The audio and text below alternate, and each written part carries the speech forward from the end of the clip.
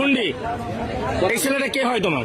আমার বয়ফ্রেন্ড, মানে আমি বিয়ে করছি। বিয়ে করছো? আচ্ছা, তুমি ওরা পছন্দ করো, ভালোবাসো। তোমার বাবাকে? আমার আব্বু ওই যে। ওরা আমি চিনি তো, আমার এই যে ইনি তোমার বাবা, উনি তোমার নিতে আসছে। তুমি কি তার সাথে যাবা? আমি ওনার সাথে যাবো। এখন তো তুমি তো প্রাপ্তবয়স্ক হও নাই। একটু দাঁড়াও, একটু ধৈর্য ধরো। আমি প্রাপ্তবয়স্ক হই না, আমার বিয়ে দেবে কেন? তো আপনি কি আপনার মেয়ে বিয়ে দিচ্ছেন?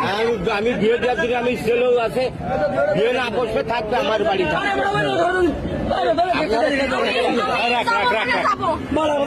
তুমি কি ওর সাথে যাবা? এখন তুমি তো প্রাপ্তবয়স্ক হও নাই। আমি ওর আব্বুর সাথে কথা বলছি। ও নাম্বার আমি তুমি ওর কপালে সিঁদুর দেওয়া আছে। আরে মুসলমান, মুসলমান। কখন? মেয়ে দিয়েছিলাম, তাই মনে লাগছে। তোমার বাসা কোথায়?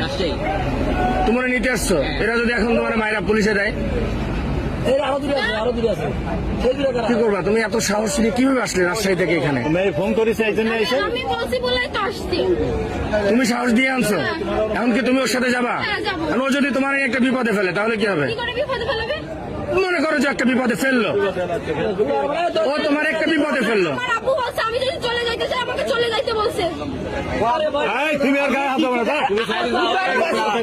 আমি যা বলছি আমি আর দেবো না, দেবো না, দেবো না, দেবো না।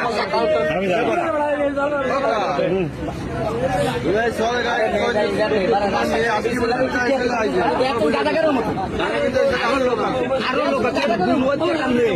হিন্দু মেয়ে এর গুরু আছে, আমি আপনাদের আমরা সেই মায়ের আমি আটকাইছি বলেছি।